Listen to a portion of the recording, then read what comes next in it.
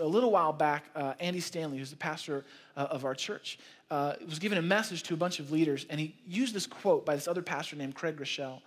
And he used this quote that just became one of those aha moments for us for 722, for our team. When he said, look, if you're going to reach people, this is Craig Rochelle's quote, if you're going to reach people that nobody else is reaching, you have to do what nobody else is doing.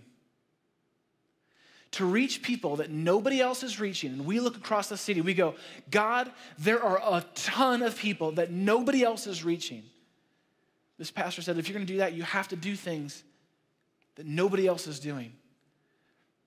And in that moment, it really honestly began to click for our team. And as we looked at what we were doing at 722, we realized it wasn't unlike everything else that was going on kind of all around us. 722 has historically been a worship and teaching environment. God has used that. People's lives have been changed. They've met Jesus. They've grown in a relationship with Jesus. All of it good. All of it we trust from God. But as we looked over the course of this last year, we go, okay, God, we came here to reach people that nobody else is reaching, but we're still doing stuff that we've always done.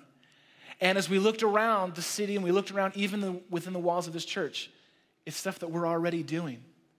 And it kind of just began to hit us like, God, could it be that the reason we're not sensing this movement is because here we are, a worship and teaching gathering for singles at a church, Buckhead Church, that is 60% or so single, that has a worship and teaching gathering on the weekend. See, we already have a worship and teaching gathering on the weekend, happens here every weekend, and a ton, certainly not all, a lot of folks in there are single. And so it began to hit us pretty hard as a staff to go, God, is it possible that we've become an option? Like, is this less about a movement and more about an option? Nothing wrong with no one doing anything wrong or bad, but we just sense that all the good stuff, all the great stuff that God was doing, it kind of fit under the category, though, of an option for people. And as we begin to ask ourselves the hard questions of, God, are we then doing what only we can uniquely do, what you've empowered us to do, to reach people that nobody else is reaching? We sat around the table, our staff, and as we began to dive into this and pray about this and seek God's heart as this, I went around and asked our staff, do you think 722 is doing what only it can do to reach people that nobody else is reaching? Unanimously around our staff table, no, no, no, no. So then comes the big question, right? Then is there any reason for us to continue doing what we're doing right now if it's not reaching people that nobody else is reaching? No, no, no, no. And that was a big decision for us to come to.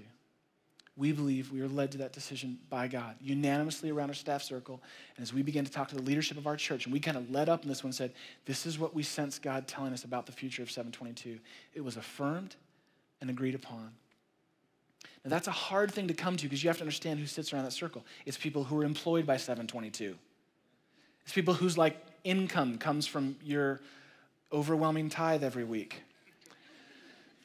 It's people who have, beyond all of that, every one of our staff, with the exception of me, honestly, are part of 722 and were attending 722 long before they were ever hired on staff at 722. They've been a part of this ministry for years. But to realize that we're not doing what only we can uniquely do to reach people that nobody else is reaching.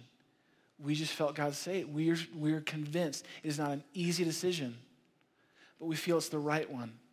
That we don't need to do this anymore.